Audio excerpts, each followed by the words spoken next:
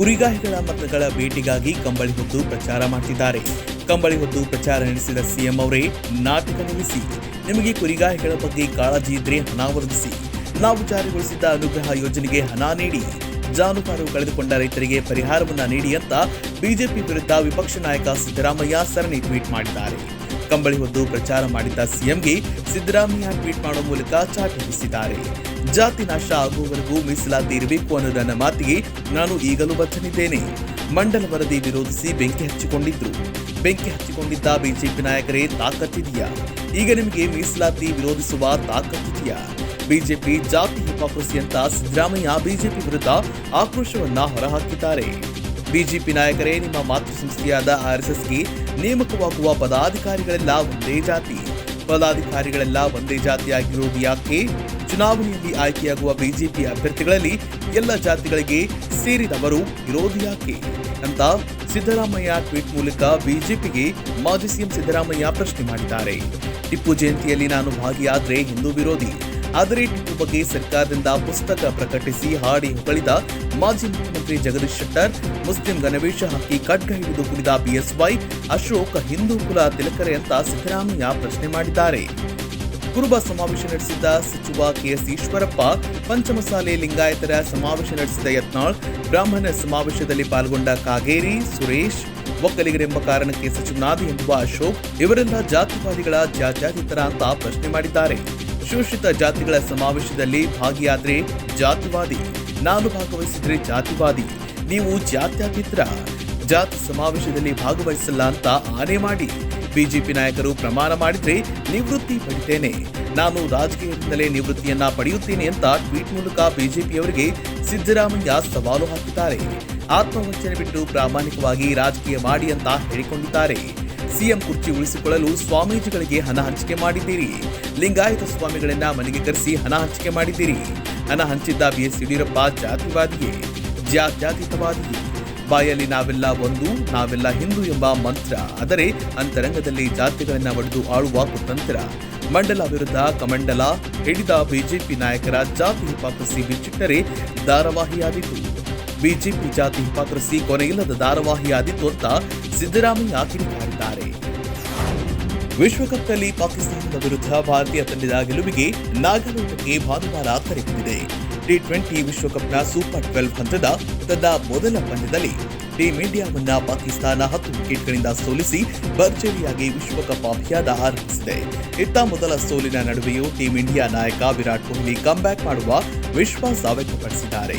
ಪಂದ್ಯದ ಬಳಿಕ ಮಾತನಾಡಿದ ಕೊಹ್ಲಿ, ಇದು ಆರಂಭಿಕ ಪಂದ್ಯವಷ್ಟೇ, ಇನ್ನೂ ಪಂದ್ಯಗಳು ಬಾಕಿ ಇವೆ. ಮೊದಲ ಪಂದ್ಯದ ಸೋಲಿನೊಂದಿಗೆ ಟೀಂ ಇಂಡಿಯಾ ವಿಶ್ವಕಪ್ ಅಭಿಯಾನ ಕೊನೆಗೊಳ್ಳುತ್ತಿಲ್ಲ ಅಂತ ತಿಳಿಸಿದ್ದಾರೆ. ಈ ಮೂಲಕ ಟೀಂ ಇಂಡಿಯಾ ಮುಂದಿನ ಪಂದ್ಯದ ಮೂಲಕ ಭರ್ಜರಿಯಾಗಿ ಕಮ್ಬ್ಯಾಕ್ ಮಾಡಲಿದೆ ಅಂತ ವಿರಾಟ್ ಕೊಹ್ಲಿ ಪರೋಕ್ಷವಾಗಿ ಹೇಳಿದ್ದಾರೆ. ಇನ್ನು ಎರಡನೇ ಪಂದ್ಯದಲ್ಲಿ ಟೀಂ ಇಂಡಿಯಾ ನ್ಯೂಜಿಲೆಂಡ್ ವಿರುದ್ಧ ಆಡಲಿದ್ದು, ಭಾರತ ಹಾಗೂ ನ್ಯೂಜಿಲೆಂಡ್ ವಿಶ್ವ ಟೆಸ್ಟ್ ಚಾಂಪಿಯನ್ಶಿಪ್ ಬಳಿಕ ಮತ್ತೊಮ್ಮೆ ಮುಖಾಮುಖಿಯಾಗ್ತಾ ಇದೆ. ಇದೇ ಕಾರಣದಿಂದ ಟೀಂ ಇಂಡಿಯಾ ಪಾಲಿಗೆ ಈ ಪಂದ್ಯ ಕೂಡ ಮಹತ್ವದಾಗಿದೆ. ಯಾಕಂದ್ರೆ ವಿಶ್ವ ಟೆಸ್ಟ್ ಚಾಂಪಿಯನ್ಶಿಪ್ ಗೆಲ್ಲುವ ಫೇವರಿಟ್ ತಂಡ ಎನಿಸಿಕೊಂಡಿದ್ದ ಭಾರತಕ್ಕೆ ನ್ಯೂಜಿಲೆಂಡ್ ಸೋಲುಣಿಸಿ ಚಾಂಪಿಯನ್ ಕಿರೀಟ ತನ್ನದಾಗಿಸಿಕೊಂಡಿತ್ತು. ಅಷ್ಟೇ ಅಲ್ಲದೆ 2019ರ ಏಕದಿನ ವಿಶ್ವಕಪ್ನಲ್ಲಿ ಭಾರತವನ್ನ ಸೆಮಿಫೈನಲ್ನಲ್ಲಿ ಸೋಲಿಸಿ ನ್ಯೂಜಿಲೆಂಡ್ ಫೈನಲ್ ಪ್ರವೇಶ ಮಾಡಿತು. ಐಸಿಸಿಯ ಟೂರ್ನಿಯ 2 ಮಹತ್ವದ ಪಂದ್ಯಗಳಲ್ಲಿ ಭಾರತಕ್ಕೆ ಸೋಲುಣಿಸಿದ್ದ ಕೇನ್ ವಿಲಿಯಮ್ಸ್ ಪಡೆ ಇದೀಗ ಮತ್ತೊಮ್ಮೆ ವಿರಾಟ್ ಕೊಹ್ಲಿ ಬಳಗವನ್ನ ಎದುರುಗೊಳ್ತಾ ಇದೆ. ಹೀಗಾಗಿ ಈ ಪಂದ್ಯದಲ್ಲಿ ಕಿವೀಸ್ ಪಡೆಗೆ ಸೋಲುಣಿಸಿ ಹಳೆಯ ಸೋಲಿನ ಸೇಡನ್ನ ತೀರಿಸಿಕೊಳ್ಳುವ ಇರಾದೆ ಟೀಂ ಇಂಡಿಯಾನದ್ದು. ಏರ್ ಇಂಡಿಯಾವನ್ನ 18,000 ಕೋಟಿ ರೂಪಾಯಿಗೆ ಮಾರಾಟ ಮಾಡಲು ಟಾಟಾ ಸನ್ಸ್ನೊಂದಿಗೆ ಷೇರು ಖರೀದಿ ಒಪ್ಪಂದಕ್ಕೆ ಸರ್ಕಾರ ಸೋಮವಾರ ಸಹಿ ಹಾಕಿದೆ.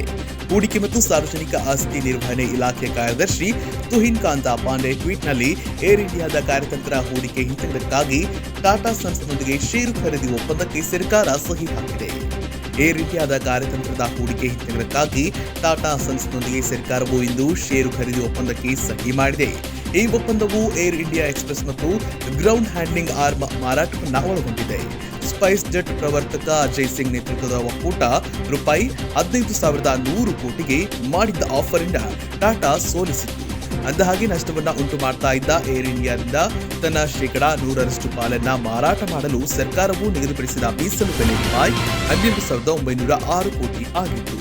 ಟಾಟಾ ಕಂಪನಿ ಹಿಡಿತದಲ್ಲಿ ಇರುವ 3ನೇ ಏರ್ಲೈನ್ ಬ್ರ್ಯಾಂಡ್ ಏರ್ ಇಂಡಿಯಾ ಆಗಲಿದೆ. ಇದು ಈಗಾಗಲೇ ಏರ್ ಏಷ್ಯಾ ಇಂಡಿಯಾ ಮತ್ತು ವಿಸ್ತಾರದಲ್ಲಿ ಹೆಚ್ಚಿನ ಪಾಲನ್ನ ಹೊಂದಿದೆ. ಅಂದಹಾಗೆ ವಿಸ್ತಾರವು ಸಿಂಗಾಪುರ್ ಏರ್ಲೈನ್ಸ್ ಲಿಮಿಟೆಡ್ನೊಂದಿಗೆ ಸೇರಿ ನಡೆಸುತ್ತಿರುವ ಜಂಟಿ ಉದ್ಯಮವಾಗಿದೆ. 2003ರಿಂದ 4ರ ನಂತರ ಇದು ಮೊದಲ ಖಾಸಗೀಕರಣವಾಗಿದೆ. ಸರ್ಕಾರವು ಥಾಲೆಸ್ ಪ್ರೈವೇಟ್ ಲಿಮಿಟೆಡ್ನಿಂದ ನೀಡಿದ ಪ್ರಸ್ತಾಪವನ್ನು ಸ್ವೀಕರಿಸಿತ್ತು. ಇದು ಉಪ್ಪಿನಿಂದ ಸಾಫ್ಟ್ವೇರ್ ಕಂಪನಿ ತನಕ ಉದ್ಯಮ ನಡೆಸ್ತಾ ಇದೆ. ಈ ತಿಂಗಳ ಆರಂಭದಲ್ಲಿ ತಿಳಿಸಿರುವಂತೆ ₹2,700 ಕೋಟಿ ನಗದು ಪಾವತಿ ಮತ್ತು ಏರ್ಲೈನ್ಸ್ನ ಸಾಲದ ₹15,300 ಕೋಟಿಗಳನ್ನು ಟಾಟಾ ಸನ್ಸ್ ತೆಗೆದುಕೊಳ್ಳಲಿದೆ. ಲೆಟರ್ ಆಫ್ ಇಂಟೆಂಟ್ ಅಂದರೆ ಮಾರಾಟ ಉದ್ದೇಶ ಪತ್ರವನ್ನ ಟಾಟಾ ಸಮೂಹಕ್ಕೆ ನೀಡಲಾಗಿದ್ದು, ಸರ್ಕಾರವು ತನ್ನ ಶೇಕಡಾ 100ರಷ್ಟು ಪಾಲನ್ನ ಮಾರಾಟ ಮಾಡುವ ಇಚ್ಛೆಯನ್ನ ದೃಢಪಡಿಸಿದೆ. ಇಂಡಿಯನ್ ಪ್ರೀಮಿಯರ್ ಲೀಗ್ 2022ರಲ್ಲಿ 10 ತಂಡಗಳು ಕಣಕ್ಕಿಳಿಯಲಿವೆ. ಪ್ರಸ್ತುತ ಇರುವ 8 ತಂಡಗಳೊಂದಿಗೆ ಹೊಸದಾಗಿ 2 ತಂಡಗಳು ಸೇರ್ಪಡೆಯಾಗಿವೆ. ಈ 2 ಹೊಸ ತಂಡಗಳಿಂದ ಉದ್ಯಮಿ RP ಸಂಜೀವ್ ಗೋಯಂಕಾ ಹಾಗೂ CVC ಕ್ಯಾಪಿಟಲ್ಸ್ ಕಂಪನಿ ಖರೀದಿ ಮಾಡಿದೆ. ತಂಡಗಳ ಹರಾಜು ಪ್ರಕ್ರಿಯೆಯಲ್ಲಿ ಒಟ್ಟು 9 ಕಂಪನಿಗಳು ಕಾಣಿಸಿಕೊಂಡಿತ್ತು. ಅದರಂತೆ All Cargo Logistic, Adani Group, RP Sanjiv Goenka, Uday Kotak, Glazers, CVC Capitals, Torrent Pharma ಹೊಸ ತಂಡಗಳ ಖರೀದಿಗಾಗಿ ಪೈಪೋಟಿ ನಡೆಸಿತು. ಅಂತಿಮವಾಗಿ RP ಸಂಜೀವ್ ಗೋಯಂಕಾ ಅವರು RPSG ಗ್ರೂಪ್ 790 ಕೋಟಿಗೆ ಮೊದಲ ತಂಡವನ್ನ ಖರೀದಿಸಿತು.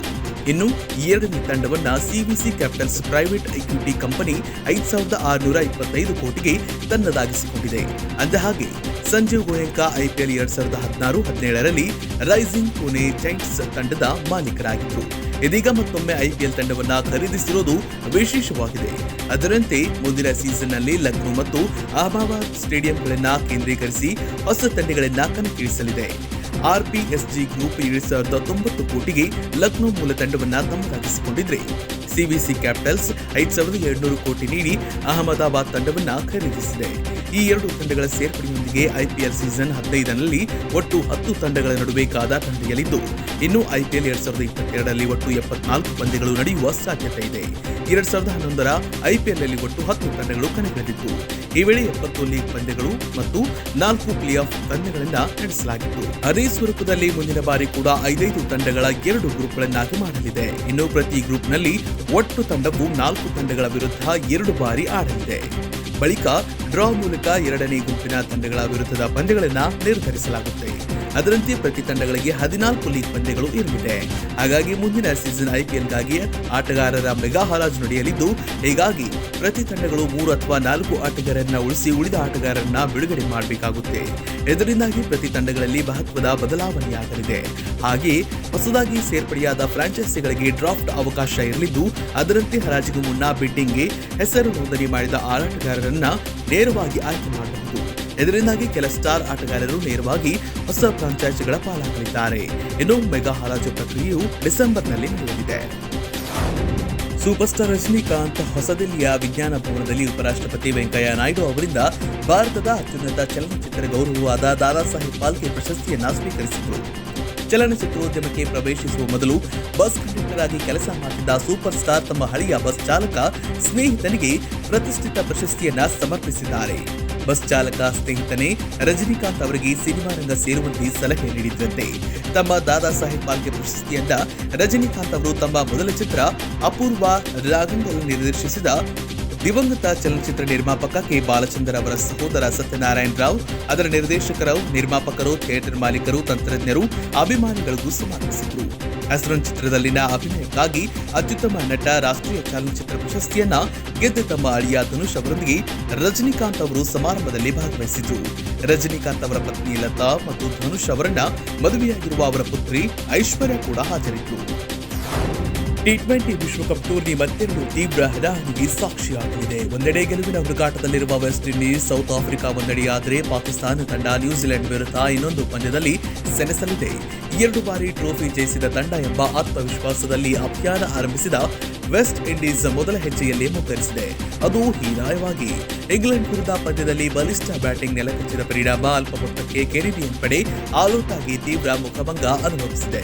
ಇದೀಗ ಮಾಡಿರೋ ತಪ್ಪುಗಳ ವರ್ಕೌಟ್ ಮಾಡಿರೋ ವಿಂಡೀಸ್ ಇಂದು ಸೌತ್ ಆಫ್ರಿಕಾ ವಿರುದ್ಧ ಜಯಿಸೋ ವಿಶ್ವಾಸದಲ್ಲಿದೆ. ವೆಸ್ಟ್ ಇಂಡೀಸ್ ಪಾಲಿಗೆ ಗೆಲುವು ಸುಲಭದ್ದಲ್ಲ. ಯಾಕಂದ್ರೆ ಎದುರಾಳಿ ಸೌತ್ ಆಫ್ರಿಕಾ ಕೂಡ ಮೊದಲ ಪಂದ್ಯದಲ್ಲಿ ಮುಗ್ಗರಿಸಿದ್ದು ಜಯದ ಹಳಿಗೆ ಮರಳೋ ಯತ್ನದಲ್ಲಿದೆ. ಜೊತೆಗೆ ಸೌತ್ ಆಫ್ರಿಕಾ ಮೊದಲ ಪಂದ್ಯದಲ್ಲಿ ಸೋಲುಂಡಿದ್ರು ಲೋ ಸ್ಕೋರಿಂಗ್ ಗೇಮ್ನಲ್ಲಿ ಫೈಟ್ ನೀಡಿದ ವಿಶ್ವಾಸ ತನ್ನಲ್ಲಿದೆ. ತಂಡದ ಬೌಲಿಂಗ್ ವಿಭಾಗ ಟೆಂಪಾ ಬೌಮಾಪೇಟೆಯ ವಿಶ್ವಾಸಕ್ಕೆ ಕಾರಣವಾಗಿದೆ. ಹೀಗಾಗಿ ಇಂದಿನ ಪಂದ್ಯ ವಿಂಡೀಸ್ನ ಬಲಿಷ್ಠ ಬ್ಯಾಟಿಂಗ್ ವರ್ಸಸ್ ಆಫ್ರಿಕಾದ ಪ್ರಬಲ ಬೌಲಿಂಗ್ ನಡುವಿನ ಕಾದಾಟ ಅಂತ ಹೇಳಲಾಗುತ್ತದೆ.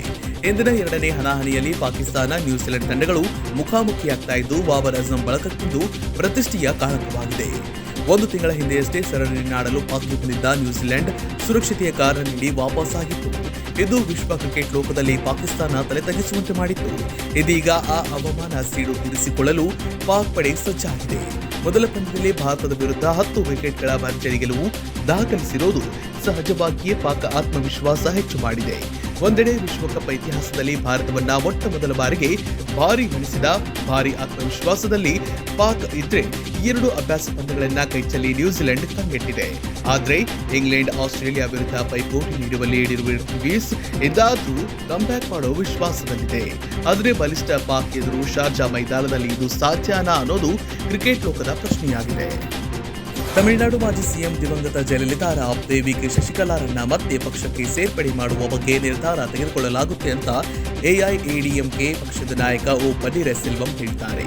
ಸುದ್ದಿಗೋಷ್ಠಿಯಲ್ಲಿ ಮಾಧ್ಯಮದ ಪ್ರಶ್ನೆಗೆ ಉತ್ತರಿಸಿದ ಪನ್ನೀರಸೆಲ್ವಂ, ಶಶಿಕಲಾರನ್ನ ಮತ್ತೆ ಪಕ್ಷಕ್ಕೆ ಸೇರಿಸಿಕೊಳ್ಳುವುದು ಅಥವಾ ತಿರಸ್ಕರಿಸುವುದು ಜನರ ಕೈಯಲ್ಲಿದೆ. ಅವರನ್ನ ಮತ್ತೆ ಪಕ್ಷಕ್ಕೆ ಸೇರಿಸಿಕೊಳ್ಳುವ ಬಗ್ಗೆ ಎಐಎಡಿಎಂಕೆ ಹಿರಿಯ ಮತ್ತು ಉನ್ನತ ಮಟ್ಟದ ಪದಾಧಿಕಾರಿಗಳು ಚರ್ಚಿಸಿ ನಿರ್ಧಾರ ತೆಗೆದುಕೊಳ್ಳಲಾಗುವುದು ಅಂತ ಸ್ಪಷ್ಟಪಡಿಸಿದ್ದಾರೆ. ತಮಿಳುನಾಡು ರಾಜಕೀಯದಲ್ಲಿ ಶಶಿಕಲಾ ಮತ್ತು ರಾಜಕೀಯ ಎಂಟ್ರಿ ಭಾರಿ ಸದ್ದು ಮಾಡ್ತಾ ಇದೆ. ಕಳೆದ ವಾರವಷ್ಟೇ ಶಶಿಕಲಾ ಅವರು ಮರೀನಾ ಬೀಚ್ನಲ್ಲಿರುವ ತಮ್ಮ ಗುರು ಜಯಲಲಿತಾರ ಸಮಾಧಿಗೆ ಹೋಗಿ ಗೌರವ ಸಲ್ಲಿಸಿ ಬಂದಿದ್ದರು. ಈ ವೇಳೆ ಶಶಿಕಲಾ ಬೃಹತ್ ಮೆರವಣಿಗೆ ಮೂಲಕ ತೆರಳಿದ್ದು ಭಾರಿ ಚರ್ಚೆಗೆ ಗ್ರಾಸವಾಗಿತ್ತು. ಪಾಕ್ ವಿರುದ್ಧದ ಸೋಲು ಮುಗಿದ ಅಧ್ಯಾಯ. ಇನ್ನೇನಿದ್ರೂ ಮುಂದಿನ ನ್ಯೂಜಿಲೆಂಡ್ ವಿರುದ್ಧದ ಪಂದ್ಯಕ್ಕೆ ಭಾರತ ತಯಾರಿ ಆರಂಭಿಸಬೇಕಷ್ಟೇ. ಪಾಕ್ ಎದುರು ಮಾಡಿರುವ ತಪ್ಪುಗಳನ್ನು ತಿದ್ದುಕೊಂಡು ಮುಂದಿನ ಪಂದ್ಯದಲ್ಲಿ ಕಣಕ್ಕಿಳಿಯಬೇಕಿದೆ. ಇದರ ಫಲವಾಗಿ 3 ಬದಲಾವಣೆ ಮಾಡುವುದು ತಂಡಕ್ಕೆ ಅನಿವಾರ್ಯವಾಗಿದೆ.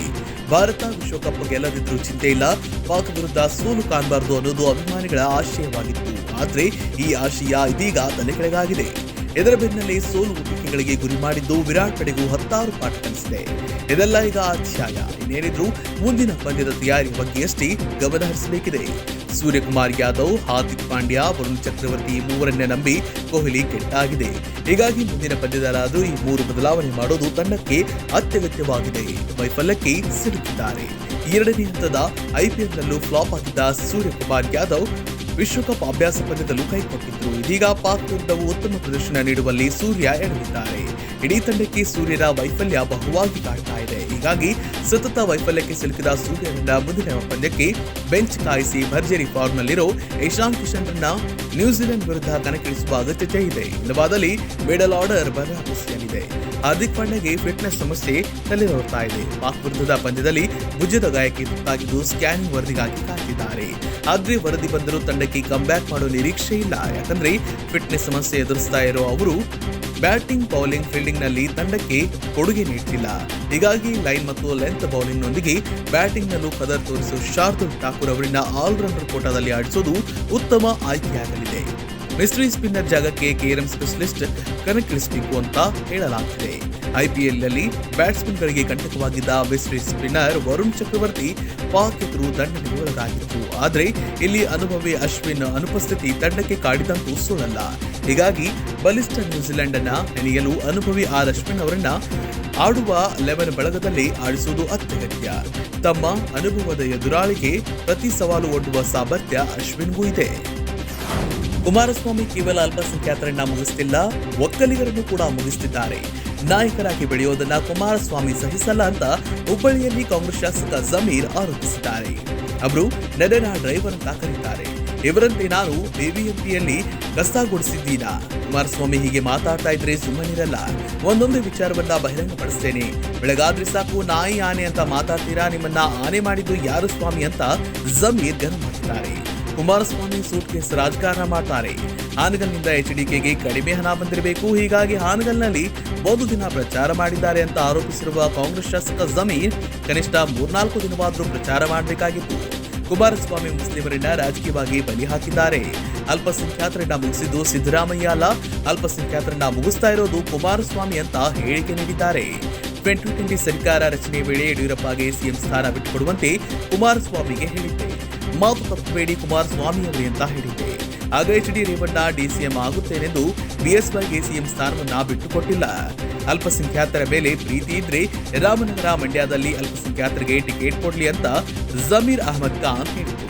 ದೇಶಕ್ಕಾಗಿ ಅಲ್ಪಸಂಖ್ಯಾತರು ಪ್ರಾಣತ್ಯಾಗ ಮಾಡಿದ್ದಾರೆ, ಹೆಚ್ಚು ಸಂಖ್ಯೆಯಲ್ಲಿ ಪ್ರಾಣತ್ಯಾಗ ಮಾಡಿದ್ದಾರೆ. ಸಿದ್ದರಾಮಯ್ಯ ಯಾವುದೇ ಜಾತಿ ನೋಡೋದಿಲ್ಲ, ಅವರಿಗೆ ಗೊತ್ತು ಹೆಣ್ಣು ಗಂಡು ಎರಡೇ ಜಾತಿ. ಸಿದ್ದರಾಮಯ್ಯ ಸೇರಿದ ಕಡೆ ಜನಸಾಗರ ಸೇರ್ತಾ ಇದೆ. ಕುಮಾರಸ್ವಾಮಿ 100 ಜನರನ್ನ ಸೇರಿಸಲು ಹಣ ಕೊಡ್ತಾರೆ, ಹಣ ಕೊಟ್ಟು ಜನರನ್ನ ಕರೆದುಕೊಂಡು ಬರ್ತಾರೆ. ನಾವು ಕೇವಲ ಅಭಿವೃದ್ಧಿ ಕೆಲಸಗಳ ಬಗ್ಗೆ ಮಾತಾಡ್ತೀವಿ, ಜೆಡಿಎಸ್ನಂತೆ ಜಾತಿ ಕಟ್ಟುವ ಕೆಲಸ ಮಾಡಲ್ಲ ಅಂತ ಹೇಳಿದ್ರು. ಆರ್ಎಸ್ಎಸ್ನಿಂದಲೂ ಎಚ್ಡಿಕೆಗೆ ಸೂಟ್ ಕೇಸ್ ಬಂದಿರಬಹುದು. ಹೀಗಾಗಿ ಇತ್ತೀಚೆಗೆ ಆರ್ಎಸ್ಎಸ್ ವಿರುದ್ಧ ಟೀಕೆ ಮಾಡ್ತಿದ್ದಾರೆ. ಹಾನಗಲ್ನಲ್ಲಿ ಜೆಡಿಎಸ್ ಅಭ್ಯರ್ಥಿಯನ್ನ ಜೆಡಿಎಸ್ನವರು ನಂಬಿಕೊಂಡು ಬೀದಿಗೆ ಬರ್ತಾರೆ. ನನಗೆ ಹೆಸರಿಗೆ ಮಾತ್ರ ಸಚಿವ ಸ್ಥಾನ ಕೊಟ್ಟಿದ್ರು, ಆಗಲೇ ಕುಮಾರಸ್ವಾಮಿ ವಿರುದ್ಧ ತಿರುಗಿ ಬಿದ್ದಿದ್ದೆ. ಸಿದ್ದರಾಮಯ್ಯ ನನಗೆ 4 ಖಾತೆಗಳನ್ನ ಕೊಟ್ಟಿದ್ರು, ಕುಮಾರಸ್ವಾಮಿ ಕೊಟ್ಟಿದ್ದು ಕೇವಲ ಹಜ್ ಮತ್ತು ವಕ್ಫ್ ಅಷ್ಟೇ. ನನಗೆ ರಾಜಕೀಯ ಗುರುಗಳು ಎಚ್.ಡಿ. ದೇವೇಗೌಡ, ಸಿದ್ದರಾಮಯ್ಯ ಅಂತ ಜಮೀರ್ ಅಭಿಪ್ರಾಯಪಟ್ಟಿದ್ದಾರೆ. ರಾಜ್ಯದಲ್ಲಿ 2 ಅಸೆಂಬ್ಲಿ ಉಪಚುನಾವಣೆಗಳು ನಡೆಯಲಿದ್ದು ರಾಜಕೀಯ ನಾಯಕರ ಮಾತಿನ ಭರವಸೆ ಪಕ್ಕ ಲೋಕಲ್ ಆಗಿಬಿಟ್ಟಿದೆ ಅಂತ ಮತದಾರರು ಸ್ಥಳೀಯವಾಗಿ ಅರಳಿಕಟ್ಟೆ ಮೇಲೆ ಕುಳಿತು ಚಿಂತನೆ ನಡೆಸಿದ್ದಾರೆ. ಜಾತಿ ಹುಟ್ಟು ಹಾಕಿದ್ದು ಬಲಿವಾದಿಗಳು, ಮನುವಾದಿಗಳು ಅಂದ್ರೆ ಬಿಜೆಪಿಯವರು. ಅವರು ನಮಗೆ ಪಾಠ ಹೇಳಿಕೊಡ್ತಾರೆ ಅಂತ ಬೆಂಗಳೂರಿನಲ್ಲಿ ವಿಪಕ್ಷ ನಾಯಕ ಸಿದ್ದರಾಮಯ್ಯ ವಾಗ್ದಾಳಿ ನಡೆಸಿದ್ದಾರೆ. ಮುಂದುವರೆದು ತಮ್ಮ ಪ್ರತಿವಾದ ಮಂಡಿಸಿರುವ ಅವರು ಚಾತುರ್ವರ್ಣ ಶ್ರೇಣಿ ವ್ಯವಸ್ಥೆಯನ್ನ ಹುಟ್ಟು ಹಾಕಿದ್ದು ಯಾರು, ಅದನ್ನ ಪ್ರತಿಪಾದನೆ ಮಾಡ್ತಾ ಇರೋರು ಯಾರು ಅಂತ ಕೆಂಡ ಕಾರಿದ್ದಾರೆ. ಈ ಮಧ್ಯೆ ರಾಜ್ಯದಲ್ಲಿ ಅಸೆಂಬ್ಲಿ ಬೈ ಎಲೆಕ್ಷನ್ ಘೋಷಣೆಯಾಗಿದ್ದೇ ತಡ ಹಾಗೂ ಮುಂಗಸಿಯೇ ತಾಗಿರುವ ಎಚ್.ಡಿ. ಕುಮಾರಸ್ವಾಮಿ ಮತ್ತು ಸಿದ್ದರಾಮಯ್ಯ ಜಟಾಪಟಿ ಮುಂದುವರೆಸಿದ್ದಾರೆ. ತಮ್ಮ ಪುತ್ರನನ್ನ ಶಾಸಕ ಮಾಡಿರುವ ಸಿದ್ದರಾಮಯ್ಯರದು ಕುಟುಂಬ ರಾಜಕಾರಣ ಅಲ್ಲವೇ ಅಂತ ಕುಮಾರಸ್ವಾಮಿ ಕೇಳಿದೇ ತಡ ಸಿದ್ದರಾಮಯ್ಯ ಫುಲ್ ಫ್ಲೋನಲ್ಲಿ ಕುಮಾರಸ್ವಾಮಿ ಮನೆಯ ಕುಟುಂಬದ ರಾಜಕಾರಣದ ಜಾತಕವನ್ನೇ ತೆರೆದಿಟ್ಟಿದ್ದಾರೆ. ಸಿದ್ದರಾಮಯ್ಯ ಜಾತಿ ರಾಜಕಾರಣ ಮಾಡ್ತಿದ್ದಾರೆ ಎಂಬ ಆರೋಪದ ಬಗ್ಗೆ ಮಾತನಾಡಿದ ವಿಪಕ್ಷ ನಾಯಕ ಸಿದ್ದರಾಮಯ್ಯ, ಕುಟುಂಬ ರಾಜಕಾರಣ ಮಾಡುವವರು ಅವರು ಯಾರು? ಅವರು ಇನ್ನೊಬ್ಬರ ಬಗ್ಗೆ ಮಾತನಾಡೋದು ಹಾಸ್ಯಾಸ್ಪದ.